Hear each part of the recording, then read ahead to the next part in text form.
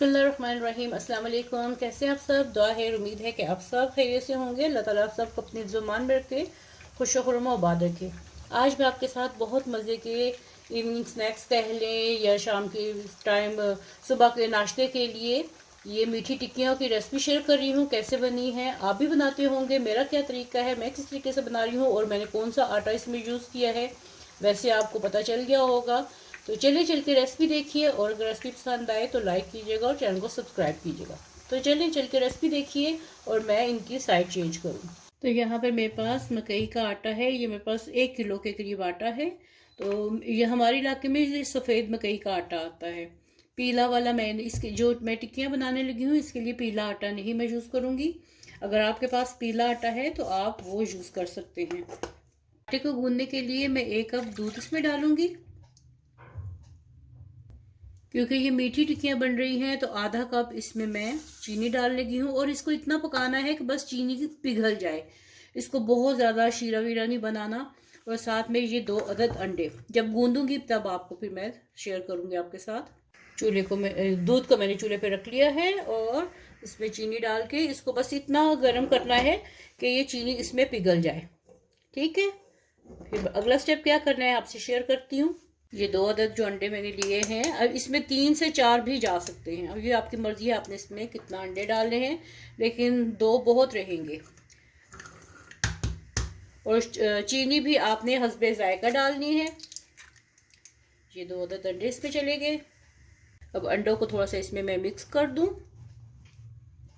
अच्छे तरीके से आटे में मिक्स कर लें। आप ये आधा किलो से भी बना सकते हैं, ये बहुत ज़्यादा बन जाएंगी और ये बहुत मज़े की बनती है। बना के आप बॉक्स भर के रख दें, ये 15 दिन महीने के में भी ख़राब नहीं होंगी।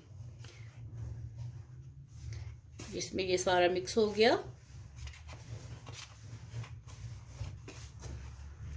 ये देखिए अंडा सारा इसमें मिक्स हो गया। अब ये जो दूध को मैंने पकाया है, ये बहुत गरम गरम नहीं डालना, इसको थोड़ा ठंडा कर लेना है आपने और फिर इसमें डालिएगा। तो चलिए ये सारा का सारा ये दूध और चीनी का मिक्सचर जो है ये इसमें मैंने डाल दिया और इसको अब अच्छे तरीके से गूंद लूंगी। और इसका आपने डो जो है ना बहुत नरम नहीं करना, ये सख्त डो होना चाहिए।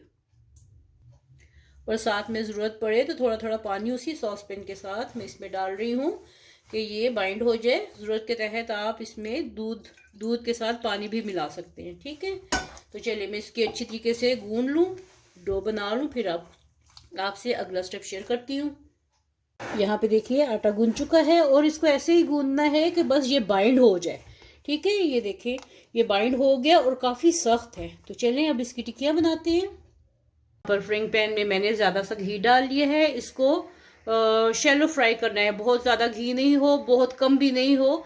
तो इसको रोटी की तरह नहीं बनाना, बल्कि अगर आप डीप फ्राई करना चाहें तो वो भी कर सकते हैं।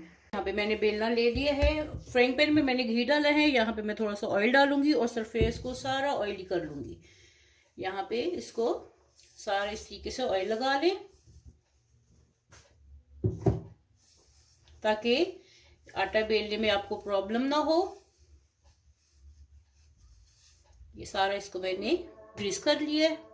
यहाँ पे मैं पेड़ा लूंगी। यहाँ पे देखिए मैंने नरम हाथों से रोटी को बेल लिया है और मेरे पास यहाँ पे एक कटर है। आप किसी भी ढक्कन से, किसी कप से या ग्लास से भी आप कटिंग कर सकते हैं। चाहे तो हाथों की मदद से भी राउंड आप बना सकते हैं। तो मैं इससे काट रही हूँ और इसको उठाने का तरीका भी आप देख लें। ये जो एक्स्ट्रा पार्ट है ये मैं अलहदा से कर लूँगी। और ये जो टिक्की बनी है इसको छुरी की मदद से इससे नीचे से ऐसे उठा लूँगी। वैसे उठाना बहुत आसान है क्योंकि मैंने नीचे इसके ऑयल लगाया हुआ है। यहाँ पे घी गरम है तो इसमें मैं ये डालती जाऊँगी। ये बहुत हेल्दी भी हैं और ये चाय के साथ, शाम की चाय के साथ या सुबह नाश्ते में जब भी दिल करे ये बना के आप रख दें। जब भी दिल करे आप ये खाएं। मेहमानों को भी पेश कर सकते हैं, इसीलिए मैंने इसको कटर से काटा है कि कभी कोई मेहमान अचानक से आ जाएं, आपके पास ये बड़ी पड़ी हुई की चाय के साथ बनाएं तो मीठे के तौर पे आप ये स्नैक्स भी पेश कर सकते हैं। ये देखिए माशाल्लाह ये कितनी प्यारी ये लग रही हैं। तो इसको एक साइड से ये गोल्डन होंगी, फिर हल्की आंच पे इसको करना है, बहुत तेज़ आंच पे नहीं करना। मोटा पतला आपने जितना रखना है। मैं इसको पलट के फिर आपको बताऊंगी जब पक जाएंगी कि इसको मैंने कितना मोटा रखा है या बारीक रखा है। देखिए मैं इनको पलट रही हूँ। आप चाहें तो इसको तवे पे भी रोटियों की तरह बना सकते हैं, लेकिन इस तरह जो है ना इनकी शेल्फ लाइफ ज़्यादा हो जाती है, ये ज़्यादा अरसे तक ठहरे रहती हैं। ज़्यादा अरसे तक इनकी ये आप रख सकते हैं, तकरीबन 1 महीना भी पड़ी रहे तो ख़राब नहीं होता। ऑयल या घी यूज़ करना है ये टोटली आपकी अपनी चॉइस है। ये देखिए जो जिनके ये कलर आ गया है, आपने इस तरह इनके ना कलर रखना है, इससे ना ज़्यादा डार्क हो ना इससे लाइट हो, वरना फिर आपको कच्चेपन का एहसास होगा। अब इनको निकाल लूँ और फिर बाकी की बना के फिर आपसे शेयर करती हूँ। तो ये देखिए ढेर सारी माशाल्लाह ये टिक्कियाँ बन गई हैं।